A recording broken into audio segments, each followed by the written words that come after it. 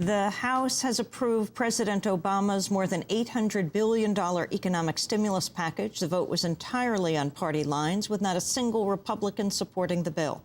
Obama says the package would create more than 3 million jobs. Hours before the vote, Obama met with corporate leaders at the White House. As we discussed in our meeting a few minutes ago, corporate America will have to accept its own responsibilities to its workers and the American public. But these executives also understand that without wise leadership in Washington, even the best-run businesses can't do as well as they might. The measure now goes before the Senate, with debate beginning on Monday. The price tag of the Senate version is approaching $900 billion as senators continue to add earmarks. Senator Robert Byrd of West Virginia has included a provision that would provide $4.6 billion for the coal industry. The debate over the stimulus package comes as the International Monetary Fund has warned the global economy will see its lowest growth since the Second World War. IMF chief economist Olivier Blanchard. We expect the global economy to come to a virtual standstill in 2009. There are important differences across countries. In the advanced economies, we basically forecast the sharpest contraction in the post-war period. Israel continues to bombard areas of Gaza despite its declaration of a ceasefire. Earlier today, at least 9 Palestinians, including 7 girls, were wounded in an Israeli airstrike on Khan Yunis. The attack came hours after Israel also attacked a metal foundry in the town of Rafah. Israel says it's responding to a small number of rocket attacks from Gaza that haven't caused any injuries. Meanwhile, the Israeli government's claiming it'll continue to close Gaza's border crossings until the captured Israeli soldier Gilad Shalit is released.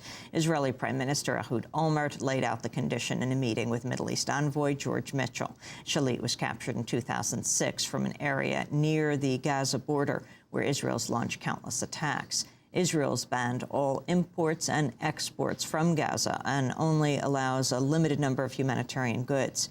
After the meeting, Mitchell called for expanding the recent ceasefire. As the Prime Minister and I discussed, of critical importance is consolidating the ceasefire, including a cessation of hostilities, an end to smuggling, and the reopening of the crossings based on the 2005 agreement. President Obama has said that the United States is committed to Israel's security and to its right to defend itself against legitimate threats. The President has also said that the United States will sustain an active commitment toward reaching the goal of 2 states living side by side in peace and security. Mitchell is set to meet Palestinian leaders from the Fatah party on the West Bank today, but he has no plans on meeting democratically elected Hamas leaders in Gaza. Meanwhile, hours before Mitchell arrived, the Israeli group Peace Now issued a report showing Israeli settlement activity on the occupied West Bank has increased for another consecutive year. More than 1,200 new structures were built in 2008, an increase of 57%. Yariv Oppenheimer is with Peace Now. We can see expansion of existing settlements, of existing illegal outposts. We can see that the construction is all around the West Bank, not only in the settlements blocks, but also in the small isolated settlements in the heart of the West Bank. The World Court has ruled all Israeli settlements are illegal. In 2001, Mitchell led a U.S. commission that became the basis for the roadmap, which calls for a freeze to all Israeli settlement expansion. Meanwhile, a European Union official has indicated for the first time the EU might break from the U.S.-backed boycott of Hamas. Speaking in Jerusalem, European Union Foreign Policy Chief Javier Solana said the EU would deal with the Palestinian Unity government, including Hamas, if Hamas accepts a 2-state solution. Continue trying to obtain what is the aspiration of so many people, which is 2 states, and 2 states that can live together, and at the same time that they can live together in the context of a very important initiative taken by the Arab League, which is the Arab Peace Initiative. Those who can work in that direction, of course, they have to be helped and supported. The new stance would break from Israel and the U.S., which has demanded Hamas also recognize Israel's right to exist and renounce violence. But Israel's refused to adopt the same conditions towards Palestinians. Solana's comments come as Hamas officials continue to repeat they'd accept a Palestinian state within the 1967 borders.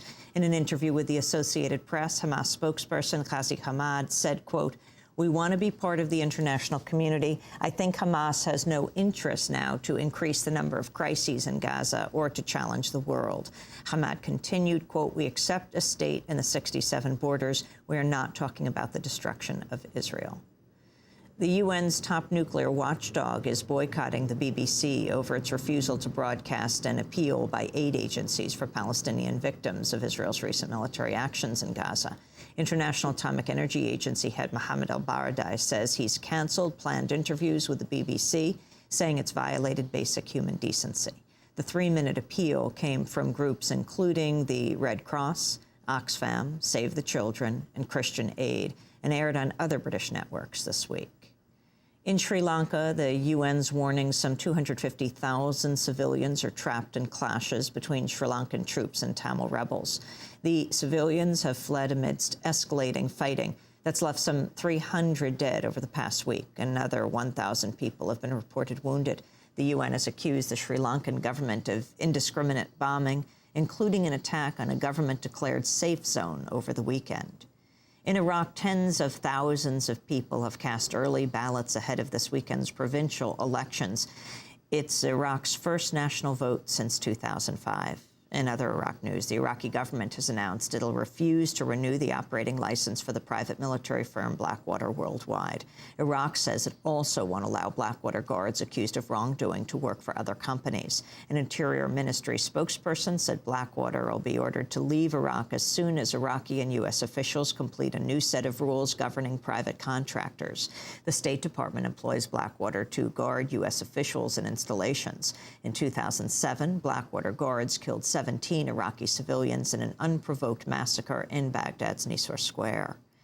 The Guardian of London's reporting the Obama administration's drafted a letter to the Iranian government offering improved relations. The letter said to assure Iranian leaders the U.S. is not trying to overthrow their government. The news comes as Iranian President Mahmoud Ahmadinejad said Iran would be open to talks with the U.S.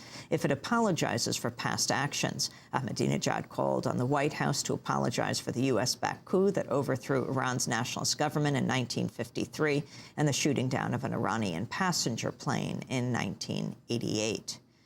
The CIA station chief in Algeria is under investigation for drugging and raping 2 Muslim women. According to ABC News, 2 Algerian women independently accused Andrew Warren of lacing their drinks with a knockout drug before the alleged rapes occurred. Warren was recalled back to the U.S. after the allegations were made public in October.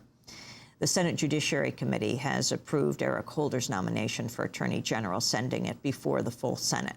The vote comes as Holder has denied a report he told a Republican lawmaker he won't prosecute Bush administration officials linked to torture. Senator Christopher Bond of Missouri told the Washington Times that Holder had given him the assurances. Bond also said Holder had told him he won't try to revoke the retroactive immunity for telecommunications companies involved in wireless spying on U.S. citizens. An aide to Holder is denying Bond's claims. In Pennsylvania, 2 judges are being accused of taking millions of dollars in bribes in return for placing youths in privately owned jails. Luzerne County President Judge Mark Civarella and Senior Judge Michael Conahan are said to have received $2.6 million for ensuring juvenile suspects were jailed in prisons operated by the companies, PA Child Care and a sister company, Western PA Child Care. Some of the youths were jailed over the objections of their probation officers. Philadelphia's Juvenile Law Center says it's considering a class action suit on behalf of several jailed youths. In labor news, the percentage of American workers belonging to unions has grown for the first time in years. The Bureau of Labor Statistics says the number of unionized workers grew by 428,000 to 16.1 per million. Meanwhile, the executive of the Service Employees International Union has taken over one of its largest locals, California's 150,000-member United Healthcare Workers West, after a more than year-long dispute. The SEIU has removed the local's leadership, which has vocally criticized SEIU President Andy Stern. Critics have accused Stern of ignoring overwhelming opposition from local members. The local says it plans on forming a new union, the National Union of Healthcare Workers. And finally, so much for neither snow or rain, nor heat, nor gloom of night stays these couriers from the swift completion of their appointed rounds. The U.S. Postal Service has announced it wants to cut mail delivery from 6 to 5 days a week. Postmaster General John Potter says the move would address a growing deficit, with the Postal Service facing a $6 billion loss this year.